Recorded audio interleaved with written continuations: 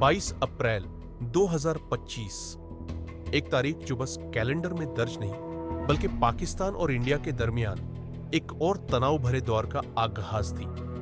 रोशन सरहदें अब फिर से बारूद की बू से महकने लगी हैं। आजकल इंडिया का मीडिया पाकिस्तान के खिलाफ एक मुहिम चला रहा है। हर मसले, हर वाक़े का जिम्मेदार सिर्फ पाकिस्तान, जैसे पाकिस्तान ने हर नुकसान, हर अफरा तफरी का ठेका ले रखा हो।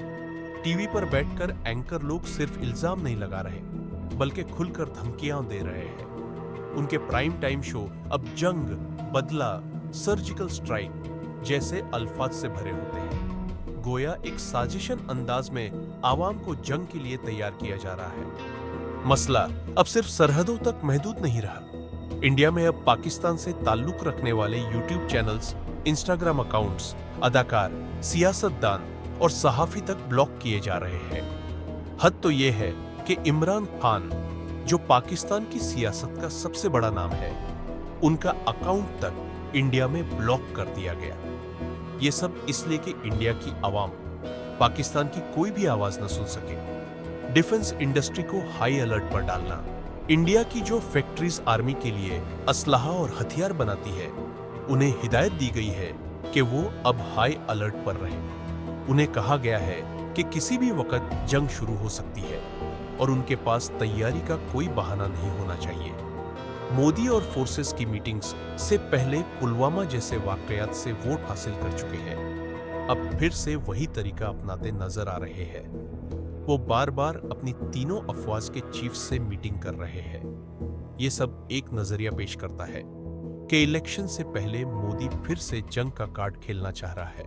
इंडिया के एक जर्नलिस्ट अशोक स्वैन ने अपने आर्टिकल में लिखा कि अगर इंडिया इंडस वाटर ट्रीटी को तोड़ता है तो इसका सीधा असर पूरे इलाके में होगा। अशोक का कहना था कि इंडिया ने 2016 में भी यही धमकी दी थी, लेकिन फिर कुछ नहीं किया। इस बार अगर वाकई पानी को हथियार बनाया गया तो मसाइल और तनाजात और भी बढ़ सकते हैं। जहां एक तरफ इंडिया पाकिस्तान को रोजाना जंग की धमकी देता है, वहीं दूसरी तरफ उसकी अपनी फौज आए दिन हादसों का शिकार होती है। कभी हेलीकॉप्टर क्रैश हो जाता है, कभी कश्मीर में फौजी ट्रक में खराबी की वजह से जवान हलाक हो जाते हैं। ये हालात दिखाते हैं कि इंडिया की तैयारियां जबानी जमा खर्च से आगे नहीं बढ़ रही। दूसरी जानिब पाकिस्तान भी हर लिहाज से तैयार है। हाल ही में एक मिसाइल का कामयाब तजुर्बा किया गया है जो हर हमले का मुंह तोड़ जवाब देने की सलाहियत रखता है। पाकिस्तान आर्मी किसी भी जंगी सूरत हाल से निपटने के लिए पूरी तरह मुतैयर है। इंडियन मीडिया अब खबरें नहीं, नफरत बेचता है। हर न्यूज बुलेटिन में या तो पाकिस्तान के खिलाफ जबानी जंग हो रही होती है या मुल्क के अंदर मुसलमानों के खिलाफ नफरत फैलाई जा रही होती है। ऐसा लगता है कि मीडिया का मकसद खबर देना नहीं बल्कि चुनावी मुहिम को हवा देना है। असल जंग बॉर्डर पर नहीं होती, असल जंग होती है हक और बातिल के दरमियान। वो जो जंग की बात कर रहे हैं, उन्हें ये नहीं भूलना चाहिए कि इस इलाके की हकीकतें बहुत नाजुक हैं। एक छोटी सी चिंगारी पूरी रियासतों को जला सकती है। पाकिस्तान जवाब देना जानता है, लेकिन जंग किसी मसले का हल नहीं। मोदी जितनी मर्जी नफरत फैलाए, लेकिन सच्चाई ये है कि इस इलाके का मुस्तकबिल सिर्फ अमन में है।